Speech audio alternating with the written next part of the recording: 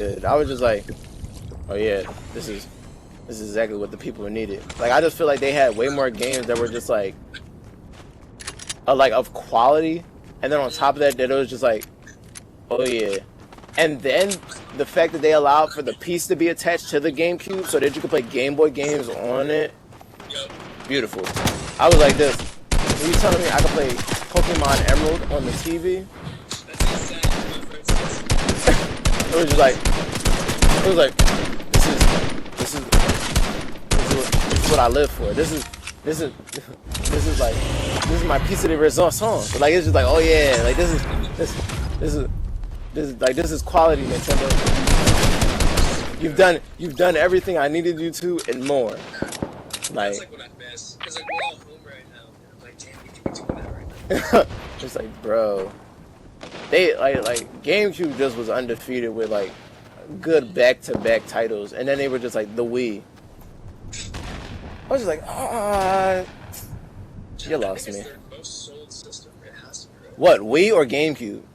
I feel like I saw somewhere that GameCube like was really under on its sales. What? Like, You can't.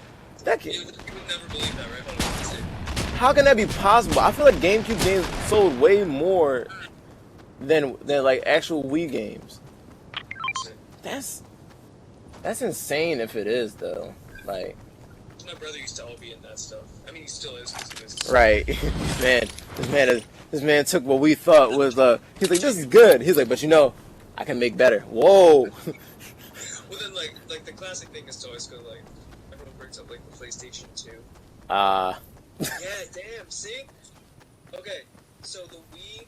This is as of September 30th, 2019. The Wii sold 100 million, and then the GameCube sold under 22 million.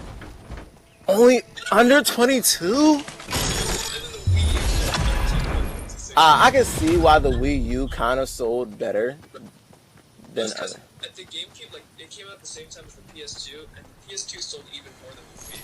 Oh yeah, the PS2 did numbers on the entire world. Like no one, I feel like no one expected for that to be a thing, and I don't think Nintendo was even like should have even held out hope to even contend with something like that.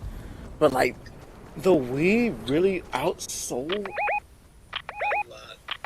That's Like, their second best-selling console was the NES, and that's only sold 62 million. Like the Switch sold 53, so that's the but they had Earthbound though, so it was like, nah, like listen, there's a lot of like occult titles that like Nintendo like holds for certain things that are just like solely made why people like invest and buy those systems. Like Earthbound alone made people like when they even made like the mini version of like of what it was, like the Nintendo 64 or whatever. People, yeah, like they like people went crazy for that. Like this thing sold out. And I think they only did it for the NES and the SNES. If they did it for the 64, I'll be pissed. I feel they might have. I don't know. I just know that there was a lot of mini versions stuff, and my friend had it, and he was like playing all these old titles, and I was like, wow, like this is wild. But see, but to me that kind of became obsolete with the fact that it was like, oh, now that Nintendo Switch kind of has this thing like once you get like the internet access like membership for 12 months, basically year membership, you get 2 download softwares of just basically like all like their old classic games. So literally I have Punch Out on the Switch. And old Kirby and things like that and old Zelda. And it's like and then they have it like where they have like certain like they made it certain ways. So there's like, oh, you start out with Zelda, but you have all the stuff, but you're basically starting from square one, or it's like they'll like make everything accessible, or like they'll like up the like thing on it, like it can be randomized and things like that, or like, oh, you can start this with the Master Sword, and then it's just like, oh, like this is crazy, like this is insane, like I didn't expect for this to be the prerogative that y'all took, but that's all I'll say about Nintendo. They're good about like front loading things and like having like as you like delve deeper into the system, it's like, oh, we have this for you as well. Like wasn't expecting for them to give me just like basically 2 softwares with basically like over 100 games of just like old classic goodness because I paid like basically like I think like around like $20 just for a year of like for a year of online access play. I was just like, this is legit. I was like, cause me and my boss when we like, cause I was trying to figure it out, cause we were trying to play Mario Kart and he said it and I was like, oh, so like this is how this goes. Like, Yeah. I was like, this is pretty legit. I was like, a whole year and I only paid $20. Like, that can't really be like, it really can't be beat, you know. It's pretty legitimate. Nintendo can be fair people when they want to be. They're really going to get you with accessories for things because they know how. I feel like they understand the collector like spirit that people have that are into Nintendo. That is like, oh, we have this Zelda left-hand control. People that are playing other platforms are like, why the hell would you buy that? People in Nintendo, take my money, take it. There's such a, because Nintendo like plays off of your nostalgia so hard. Because like, oh yeah.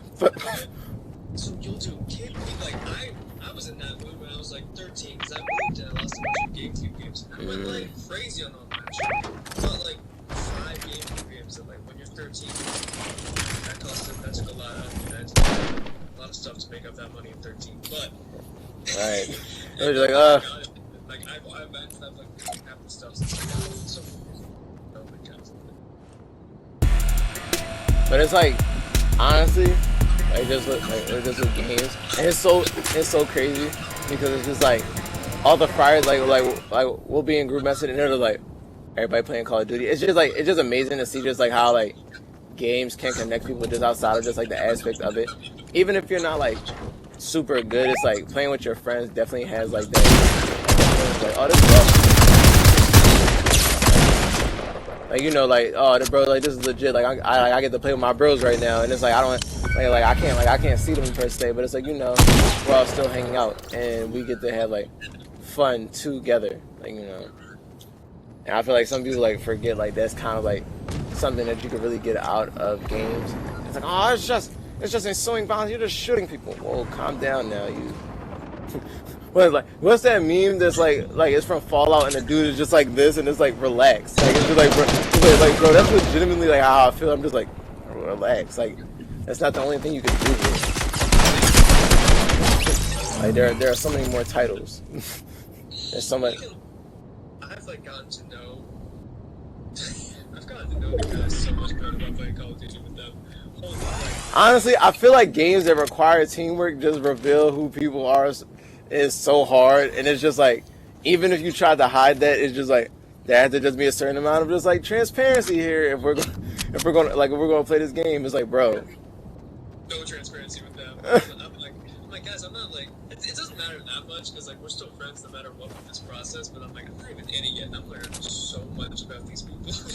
Right, man. But that's to like kind of push it that way. It's just like that's what like the process is all about. You know, it's like that's kind of like, you know, it's like we're like we like someone saw something in you, and then it's like all of us respect and appreciate that person's nomination of you. So it's like, you know, we're gonna get to know you in all aspects. We're not gonna be like, oh, like you're just a kid and we're friars and like it's like that, like that's weird. Like, come on, bro, play the game with us. Like talk with us. We can go anything. And it's just like if you realize it's like, you know, with multiple interviews, it's like interviews can go multiple different ways. Like it can have like a conversation where it's like it can be super deep or it can be like super like fun, like light, and it's just like, you know, you really like learn about people like their reasons for why like they love the Friars and things like that. And I think for me, one of my biggest pulls from the Friars is just like the amount of just like the expansiveness of it, that it's just like we all may be like enjoying different things, or we may not like all do the same stuff, but we can all agree to like, yo, we enjoy service, we enjoy helping people, we all understand like what we're trying to do for Westchester, and we're trying to like just be great guys, and we just want to be around other great guys who want to do the same thing, because who doesn't want to be like in a place of like people that are like-minded. And when I first got to college, because it was like I didn't really know anybody when I came to Westchester, really. I knew like one upperclassman, but it was like he was basically on his way out, so he wasn't really paying me any mind, and it was just like, wow, like, you know, like I'm not really relating like with my freshman class like super hard, and it's just like these guys like, and then it was just like on top of that I wasn't like super heavily involved yet, and then it was like I was super heavily involved with community service in high school. Like I literally went to North Carolina with Habitat for Humanity for my senior like for a senior trip like for my honors class to help build houses for an alternative spring break. And it was like, you know, when I got to college, it was like, you know, I'm not having like that same sort of, I feel like, input on my community or just like, I feel like impact on the world. And then it was like when I got nominated for Friars, first off, these guys came to my house in suits, and I just had like a tank, like I had a tank top on and ball shorts, and I felt heavily embarrassed because my friend who was a Friar was like, yo, bro, like, he's like, what are you doing right now? I was like, nothing. I'm just chilling at the door, bro. He's like, be at the door, and like, he's like, be at the door in a few minutes. And I was like, all right. And I walk out, and it's like him and like two other Friars were like in full blown suits, and I just felt like, yo, you're such an ass. Like I was like, bro, I just came out here thinking it was gonna be like super calm. Like I thought you were just like come over like to my apartment and chill, and it was just like, bro, you pulled up here with like two guys I don't know. It's raining outside. You guys have suits on, and you're handing me this letter, like. Bro, this seems like something out of a movie. Like you've been chosen. Like it's like I feel like everybody has that trippy moment of like when they get the letter. It's just like it's just like what is going on? But it's like I'm glad that I accepted, and then I'm glad that it's just like, you know, that it came to me that the time it did. You know, it was just like, you know, there's a lot of things that I want right now, and it's just like, you know.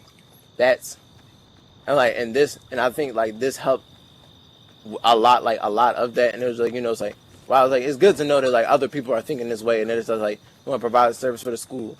Cause I feel like a lot of people feel like, oh, Westchester's like it's okay, but really I feel like that comes from like, you know, partly because like Westchester is kind of, but it's also our connection with the community, because it's like we're so close in proximity to it, and it's just like, how are we gonna like make this a legitimate thing that we can like really like work out more?